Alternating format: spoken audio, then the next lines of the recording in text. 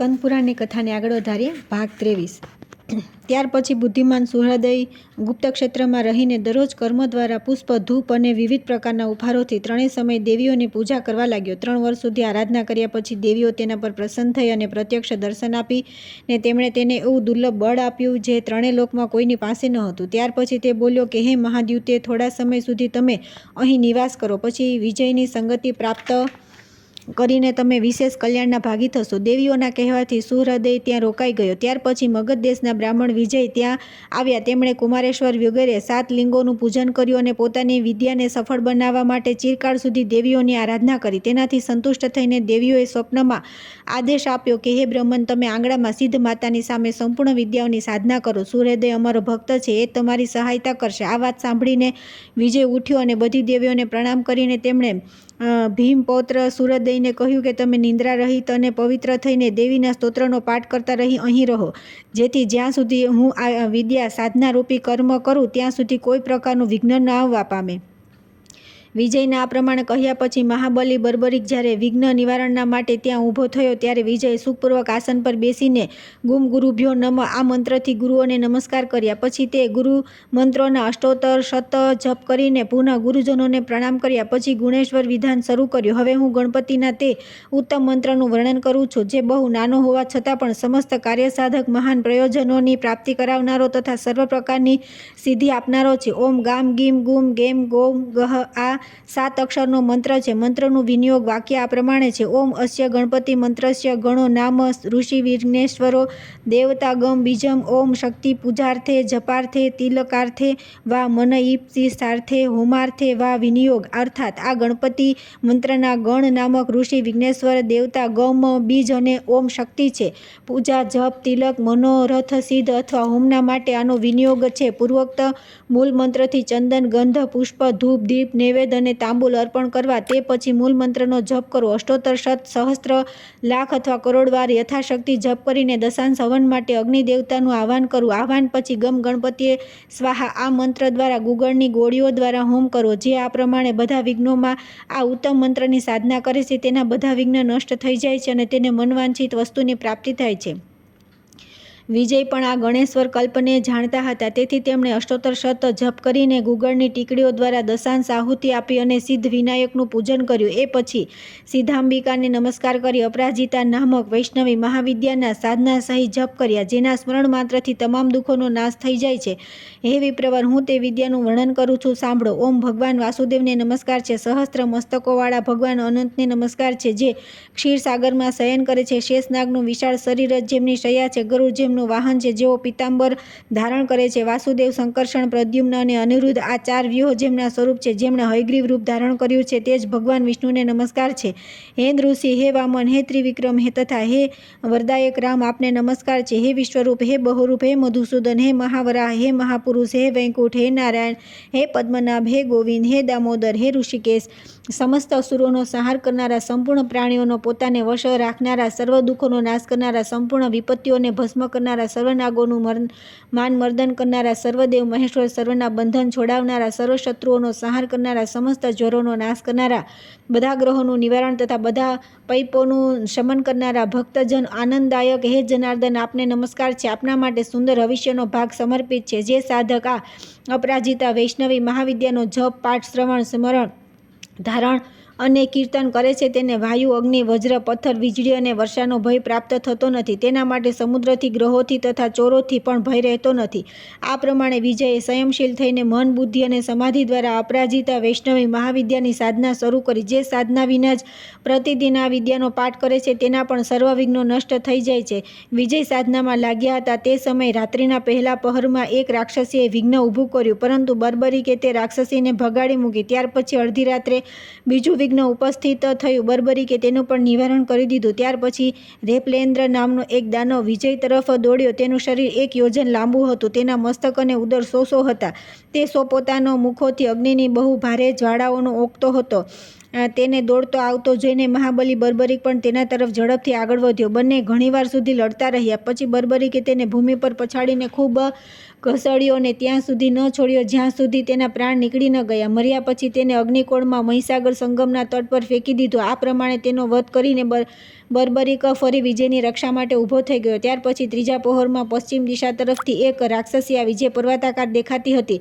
તે બહુ જોરથી ગર્જના કરતી હતી અને પોતાના પગના ધમકારાથી પૃથ્વીને ધ્રુજાવતી ચાલતી હતી. તેનું નામ દ્રુહદ્રુહા હતું. તેને આવતી જોઈને સૂર્ય અને અગ્નિ જેવો તેજસ્વી બર્બરીક બહુ વેગથી તેની પાસે પહોંચ્યો. તેણે હસતા રસ્તો રોકી લીધો અને મુક્કા મારીને રાક્ષસીને ધરતી પર પાડી દીધી. ત્યાર પછી ગળું દબાવીને મારી નાખી. તેને મારીને બર્બરીક ફરી રક્ષા માટે ઊભો થઈ ગયો. ત્યાર પછી ચોથા પહોરમાં એક અદ્ભુત નકલી સંન્યાસી મૂંડ મુંડાવીને દિગંબર વેશમાં ત્યાં આવ્યો. તેને બહુ મોટો વ્રતી હોવાનો ઢોંગ રચ્યો. તેણે આવતા જ કહ્યું કે હાય અરે ભાઈ, આ તો ઘણા દુઃખની વાત છે. અહિંસા પરમ ધર્મ છે. તે આ અગ્નિ કેમ સળગાવી રાખ્યો છે? અગ્નિમાં હવન કરતા સૂક્ષ્મ જીવોનો બહુ ભારે નાશ થઈ રહ્યો છે. તેની આ વાત સાંભળીને બર્બરીકે હસતા રહીને કહ્યું કે અગ્નિમાં આહુતિ આપવાથી બધા દેવતાઓની તૃપ્તિ થાય છે. દુર્બુદ્ધિ પાપી, તું જૂઠું બોલે છે, તેથી દંડને પાત્ર છે. આમ કહીને બર્બરીક એકદમ તેની પાસે જઈને ઊભો રહી ગયો અને મુક્કા મારીને તેના બધા દાંત પાડી નાખ્યા. વાસ્તવમાં તે એક દૈત્ય હતો. ક્ષણવારમાં ભાનમાં આવવાથી બર્બરીકના ભયથી ભાગ્યો અને એક ગુફામાં ઘૂસી ગયો. બર્બરીકે ક્રોધપૂર્વક બહુ વેગથી તેનો પીછો કર્યો, પરંતુ તે દૈત્ય વાયુવેગે દોડીને પાતાળમાં સમાઈ ગયો. 60 યોજન વિસ્તૃત બહુપ્રભા નામની નગરીમાં તે રહેતો હતો. બર્બરીક ત્યાં પણ તેની પાછળ જઈ પહોંચ્યો. તેને જોઈને પલાસી નામવાળા દૈત્યોમાં દોડો, મારો, કાપો અને ફાડી નાખો વગેરે ભારે હોબાળો સાંભળીને અનેક પ્રકારના અસ્ત્ર-શસ્ત્ર ધારણ કરીને 9 કરોડ ભયાનક દૈત્ય યોદ્ધાઓ વીર બર્બરીક પર તૂટી પડ્યા. આ પ્રમાણે કરોડો દૈત્યોને જોઈને ઘટોત્કચનો પુત્ર ક્રોધિત થઈ ગયો. તેણે કેટલાકને પગ વડે, હાથ વડે અને કેટલાકને છાતીના ધક્કાથી મારી યમલોક પહોંચાડી દીધા. દૈત્યોના મરાઈ ગયા પછી વાસુકી વગેરે નાગ ત્યાં આવ્યા અને અનેક પ્રકારના પ્રિય વચનો દ્વારા સૂર્યદેવની સ્તુતિ કરતા બોલ્યા કે હે ભૂમિનંદન, તમે નાગોનો બહુ ભારે ઉપકાર કર્યો છે, કેમ કે તમારા દ્વારા આ પલાશી નામક દૈત્ય પોતાના સેવકો સહિત માર્યો ગયો. હે વીર, આ દુરાત્માએ પોતાના સેવકોની સહાયતાથી જાતના ઉપાય કરીને અમને કષ્ટ આપ્યું અને અમને પાતાળથી પણ નીચે કરી દીધા હતા. આજે તમે નાગો પાસેથી કોઈ મનવાંછિત વરદાન માગો. અમે બધા તમારા પર પ્રસન્ન થઈને તમને વરદાન આપવા ઉત્સુક છીએ. બર્બરીક બોલ્યા કે હે નાગો, જો મને વરદાન આપવું હોય તો હું એક જ માગું છું કે વિજય બધા વિઘ્નોથી મુક્ત થઈને સિદ્ધિ પ્રાપ્ત કરી લે. ત્યારે નાગોએ પ્રસન્ન થઈને કહ્યું કે બહુ સારું, એવું જ થશે. બર્બરીક નાગોને તે દૈત્યપુરી આપીને તેમના દ્વારા સન્માનિત થઈને ત્યાંથી પાછો આવ્યો. ગુફાના માર્ગથી પાછા ફરતા તેણે જોયું કે કલ્પવૃક્ષની નીચે એક સર્વરત્નમય લિંગ બિરાજમાન છે. તેનો દિવ્ય પ્રકાશ ચારે બાજુ ફેલાઈ રહ્યો છે તથા ઘણી બધી નાગકન્યાઓ તેનું પૂજન કરી રહી છે.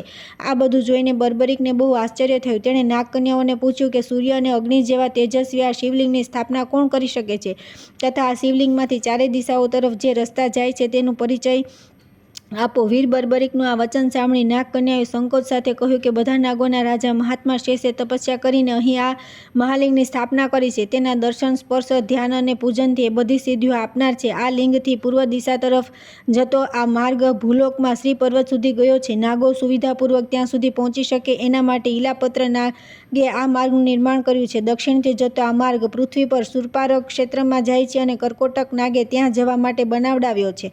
પશ્ચિમનો આ માર્ગ અતિશય પ્રકાશમાન પ્રભાસ તીર્થ સુધી જાય છે. આ માર્ગ ઐરાવતે નાગોની યાત્રા માટે બનાવડાવ્યો છે. એ જ પ્રમાણે ઉત્તર તરફથી નીકળેલા આ માર્ગ પૃથ્વી પર કુરુક્ષેત્રમાં જાય છે. મહાત્મા તક્ષકે ત્યાં જવા માટે આ માર્ગ તૈયાર કર્યો છે. લિંગની ઉપર તરફ તે માર્ગ જાય છે જેના પરથી જવા માટે આપ ઊભા છો તે ગુપ્ત ક્ષેત્રમાં સિદ્ધલિંગની પાસે ગયો છે. આ માર્ગ સ્વામી સ્કંદે પોતાની શક્તિના પ્રહારથી બનાવ્યો છે. હે વીર, આ બધી વાત અમે કહી દીધી. હવે આપ અમારું નિવેદન સાંભળો. પહેલાં તો એ જણાવો કે તમે કોણ છો? હમણાં આપ દૈત્યની પાછળ ગયા હતા અને હવે એકલા જ જઈ રહ્યા છો. એનું શું કારણ છે? અમે બધી આપની દાસી છીએ અને પતિ રૂપે આપનું વર્ણન કરીએ છીએ. આપ અમારી સાથે અહીંના વિવિધ સ્થાનોમાં ક્રીડા કરો. બર્બરીકે કહ્યું કે હે દેવીઓ, મારો જન્મ કુરુવંશમાં થયો છે. હું પાંડુનંદન ભીમસેનનો પૌત્ર છું.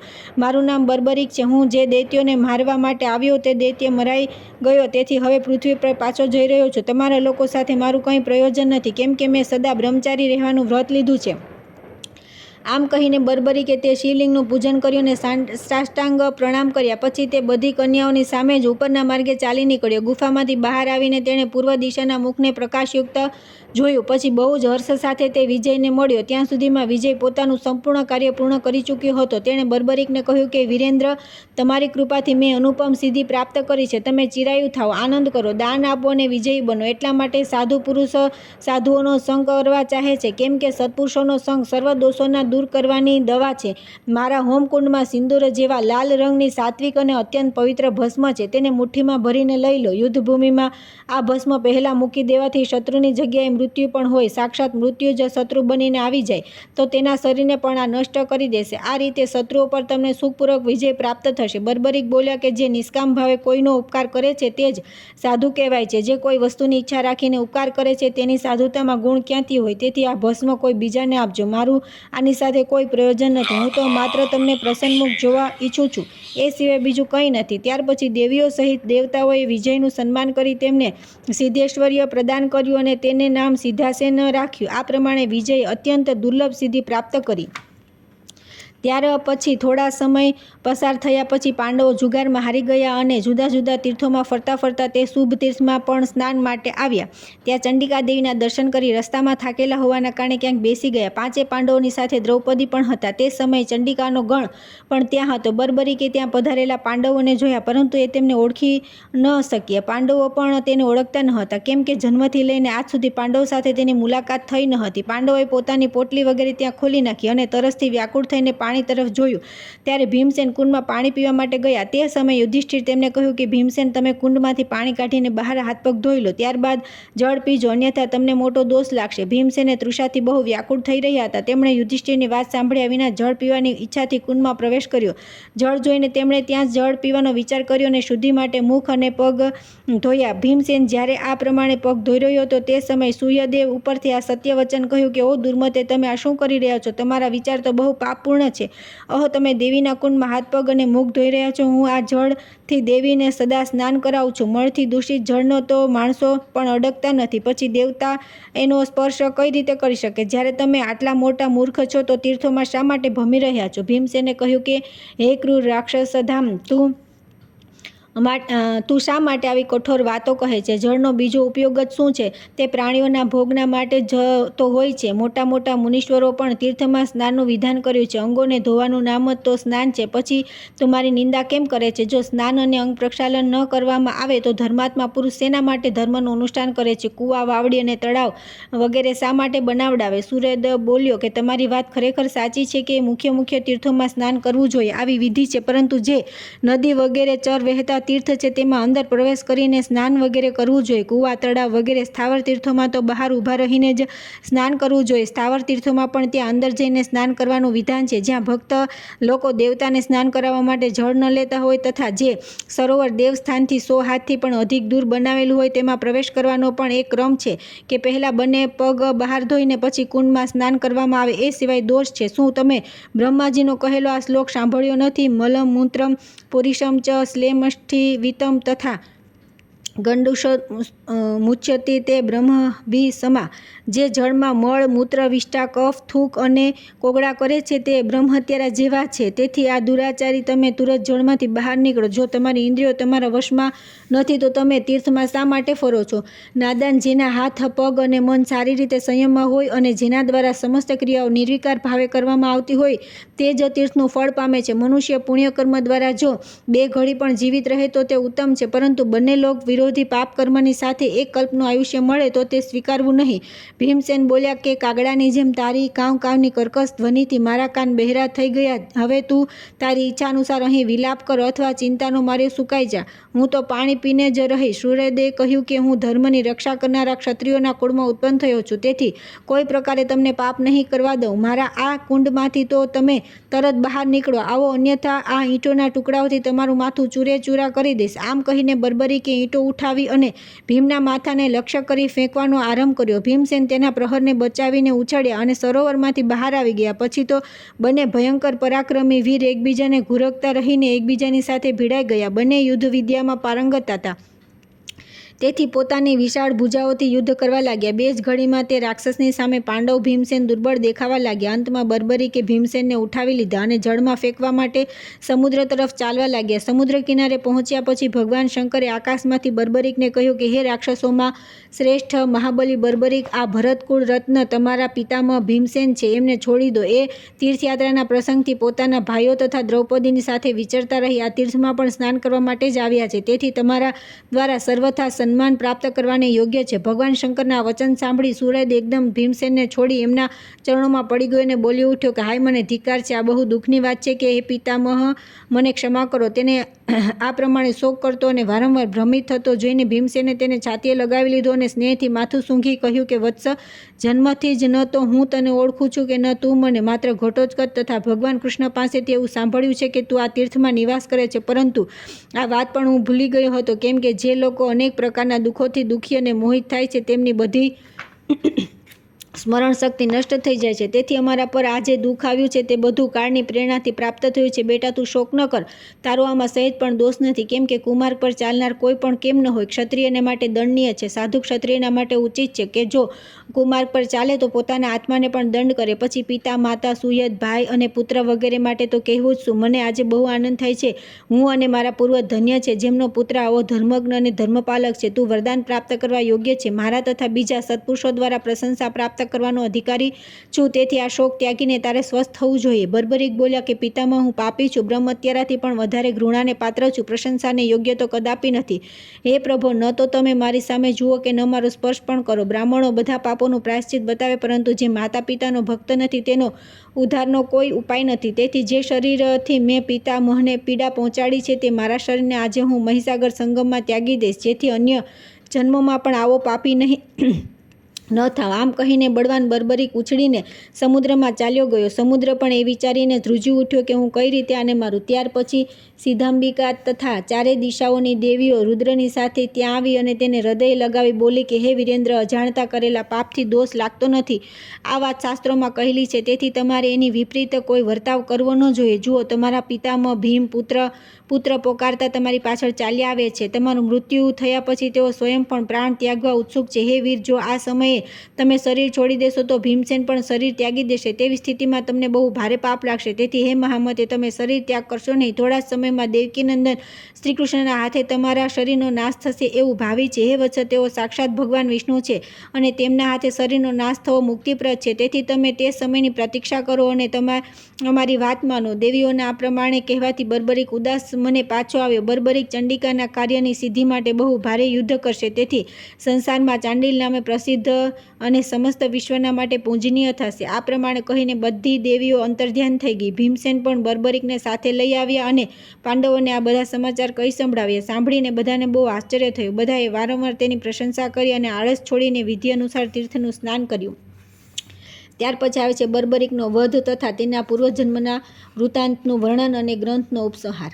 સૂતજી કહે છે કે ત્યાર પછી પાંડવોના વનવાસનું 13મું વર્ષ વ્યતીત થઈ જવાથી જ્યારે ઉપલવ્યના સ્થાનમાં બધા રાજા યુદ્ધ માટે એકઠા થઈ ગયા ત્યારે મહારથી પાંડવો પણ યુદ્ધ કરવા માટે કુરુક્ષેત્રમાં આવ્યા. દુર્યોધન વગેરે કૌરવો પણ પહેલાંથી ત્યાં આવી ગયા હતા. તે સમયે ભીષ્મજીએ રથીઓ અને અતિરથીઓની ગણતરી કરી હતી. તેના બધા સમાચાર ગુપ્તચરો દ્વારા સાંભળીને રાજા યુધિષ્ઠિરે પોતાના પક્ષના રાજાઓની વચ્ચે ભગવાન શ્રીકૃષ્ણને કહ્યું કે હે દેવકીનંદન, પિતામહ ભીષ્મે રથીઓ અને અતિરથીઓનું વર્ણન કર્યું છે. તે સાંભળીને દુર્યોધને પોતાના પક્ષના મહારથીઓને પૂછ્યું કે કયો વીર કેટલા સમયમાં સેના સહિત પાંડવોનો વધ કરી શકે છે. આના જવાબમાં પિતામહ ભીષ્મ તથા કૃપાચાર્ય 1 માસમાં અમને બધાને મારવાની પ્રતિજ્ઞા કરી છે. દ્રોણાચાર્ય 15મા દિવસમાં, અશ્વત્થામાએ 10 દિવસમાં તથા હંમેશા મને ભયભીત કરનાર કર્ણે 6 દિવસમાં સેના સહિત પાંડવોને મારવાની ઘોષણા કરી છે. તેથી આ જ પ્રશ્ન હું આપણા પક્ષના મહારથીઓની સામે મૂકું છું. કોણ કેટલા સમયમાં સેના સહિત કૌરવોને મારી શકે છે? રાજા યુધિષ્ઠિરનું આ વચન સાંભળી અર્જુન બોલ્યા કે મહારાજ ભીષ્મ વગેરે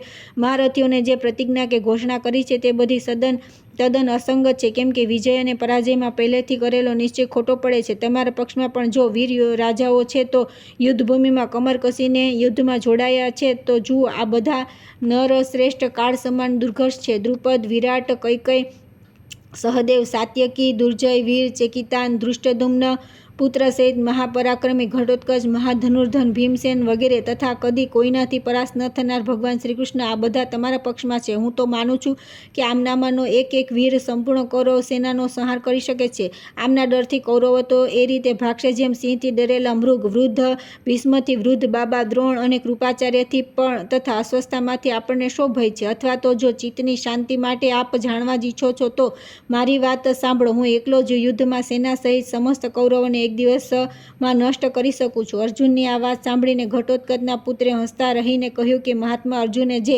પ્રતિજ્ઞા કરી છે તે મારાથી સહી શકાતી નથી, કેમ કે તેમના દ્વારા બીજા વીરો પર મોટો આક્ષેપ થઈ રહ્યો છે. તેથી અર્જુન અને શ્રીકૃષ્ણ સહિત આપ બધા ચૂપચાપ ઊભા રહો. હું એક જ મુહૂર્તમાં ભીષ્મ વગેરે બધાને યમલોક પહોંચાડી દઈશ. મારા ભયંકર ધનુષને આ બંને અક્ષય તૃણીવીરોને તથા ભગવતી સિદ્ધંબિકાને આપેલા ખડગને પણ આપ બધા જુઓ. એવી દિવ્ય વસ્તુઓ મારી પાસે છે. ત્યારે હું આ પ્રમાણે બધાને જીતવાની વાત કરું છું. બર્બરીકનું આ વચન સાંભળી બધા ક્ષત્રિયોને ભારે આશ્ચર્ય થયું. અર્જુને પણ આક્ષેપ કરવાના કારણે લજ્જિત થઈ કૃષ્ણની સામે જોયું. ત્યારે કૃષ્ણે કહ્યું કે પાર્થ, ઘટોત્કચના પુત્રે પોતાની શક્તિને અનુરૂપ જ વાત કહી છે. આના વિશે બહુ અદ્ભુત વાતો સાંભળવા મળે છે. પૂર્વકાળમાં આણે પાતાળમાં જઈ 9 કરોડ પલાશી નામક દૈત્યોને ક્ષણવારમાં મોતને ઘાટ ઉતારી દીધા હતા. ત્યાર પછી યાદવેન્દ્ર શ્રીકૃષ્ણે ઘટોત્કચના પુત્રને કહ્યું કે વત્સ, ભીષ્મ, દ્રોણ, કૃપ, અશ્વસ્થામા, કર્ણ અને દુર્યોધન વગેરે મહારથીઓ દ્વારા સુરક્ષિત કૌરવ સેનાને જેના પર વિજય મેળવવો મહાદેવજી માટે પણ કઠણ છે, તમે આટલી જલ્દી કઈ રીતે મારી શકો છો? તમારી પાસે એવો કયો ઉપાય છે? સમસ્ત પ્રાણીઓના અધીશ્વર ભગવાન વાસુદેવના આ પ્રમાણે પૂછવાથી સિંહ જેવી છાતી, પર્વતાકાર શરીર તથા અતુલિત બળ સંપન્ન અને અનેક પ્રકારના આભૂષણોથી વિભૂષિત બર્બરીક તુરત ધનુષ ચઢાવ્યું અને તેના પર બાણ મૂક્યા. પછી તે બાણને તેણે લાલ રંગની ભસ્મથી ભરી દીધું અને કાન સુધી ખેંચીને છોડી દીધું. તે બાણના મુખથી જે ભસ્મ ઉડી તે બંને સેનાઓના સૈનિકોના મર્મસ્થાન પર પડી. માત્ર 5 પાંડવ, કૃપાચાર્ય અને અશ્વસ્થામાના શરીર પર તેનો સ્પર્શ ન થયો. આ કર્મ કરીને બર્બરીક ફરી બધા લોકોને કહ્યું કે તમે લોકોએ જોયું, આ ક્રિયા દ્વારા મેં મારનારા વીરોના મર્મસ્થાનનું નિરીક્ષણ કર્યું છે. હવે તે જ મર્મસ્થાનોમાં દેવીને આપેલા તીક્ષ્ણ અને અમોઘ બાણ મારીશ, જેનાથી આ બધા યોદ્ધા ક્ષણભરમાં મૃત્યુને પ્રાપ્ત થઈ જશે. આ બધા લોકોને પોતપોતાના ધર્મના સોગંદ છે, કદી શાસ્ત્ર ગ્રહણ કરશો નહીં. હું 2 જ ઘડીમાં આ બધા શત્રુઓને તીક્ષ્ણ બાણોથી મારી નાખીશ. આ સાંભળી યુધિષ્ઠિર વગેરે ઘણું આશ્ચર્ય થયું. તે બધા બર્બરીકને સાધુવાદ આપવા લાગ્યા, જેથી ભારે ઘોંઘાટ છવાઈ ગયો. બર્બરીક જેવી ઉપરોક્ત વાત કહી ત્યારે કૃષ્ણે કુપિત થઈને પોતાના તીક્ષ્ણ ચક્રથી બર્બરીકનું માથું કાપી નાખ્યું. આ જોઈને સૌને બહુ આશ્ચર્ય થયું. બધા એકબીજાને કહેવા લાગ્યા કે અહો, આ શું થયું? ઘટોત્કચનો પુત્ર કઈ રીતે મરાઈ ગયો? પાંડવો પણ બીજા રાજાઓની સાથે આંસુ વહાવા લાગ્યા. ઘટોત્કચ તો હા પુત્ર કહેતો શોકથી મૂર્છિત થઈને પડી ગયો. તે સમયે સિદ્ધંબિકા વગેરે 14 દેવીઓ ત્યાં આવી પહોંચી. ચંડિકાએ ઘટોત્કચને સાંત્વના આપી ઊંચા સ્વરથી કહ્યું કે બધા રાજાઓ સાંભળો. વિદિતાત્મા ભગવાન શ્રીકૃષ્ણે મહાબલી બર્બરીકનો વધ કર્યો. કારણ છે કે તે કહું છું કે પૂર્વકાળની વાત છે. મેરુ પર્વતના શિખર પર બધા દેવતાઓ એકત્રિત થયા હતા. તે સમયે ભારથી દુઃખી થયેલી આ પૃથ્વી ત્યાં ગઈ અને બધા દેવતાઓને કહ્યું કે તમે લોકો મારો ભાર ઉતારો. ત્યારે બ્રહ્માજીએ ભગવાન વિષ્ણુને કહ્યું કે હે ભગવાન, મારી પ્રાર્થના સાંભળો, તમે જ પૃથ્વીનો ભાર ઉતારો. આ કાર્યમાં દેવતા તમારું અનુસરણ કરશે. ત્યારે ભગવાન વિષ્ણુએ તથાસ્તુ કહી બ્રહ્માજીની પ્રાર્થના સ્વીકારી લીધી. એ જ સમયે સૂર્યવર્ચા નામના યક્ષરાજે પોતાની ભુજા ઉઠાવી કહ્યું કે તમે લોકો મારા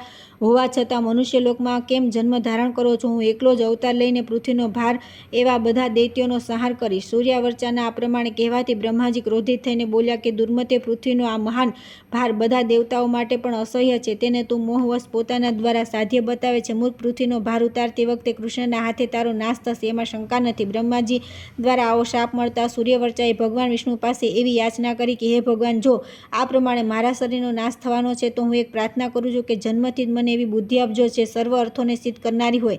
આ સાંભળીને ભગવાન વિષ્ણુએ દેવસભામાં કહ્યું કે એવું જ થશે. દેવીઓ તમારા મસ્તકની પૂજા કરશે, તમે પૂજ્ય થઈ જશો. ભગવાનના આ પ્રમાણે કહેવાથી સૂર્યવર્ચા તથા તમે બધા દેવતાઓએ પણ પૃથ્વી પર જન્મ લીધો. સૂર્યવર્ચા જ આ ઘટોત્કચનો પુત્ર હતો જે મરાઈ ગયો. તેથી બધા રાજાઓએ કૃષ્ણમાં દોષ જોવો ન જોઈએ. ભગવાન બોલ્યા કે હે રાજાઓ, દેવીએ જે કહ્યું તે વાસ્તવમાં તેવું છે. મેં દેવસભામાં સૂર્યવર્ચાને વરદાન આપ્યું હતું, તેનું સ્મરણ કરી જ ગુપ્ત ક્ષેત્રમાં દેવીની આરાધના માટે મેં આને નિયુક્ત કરી દીધો હતો.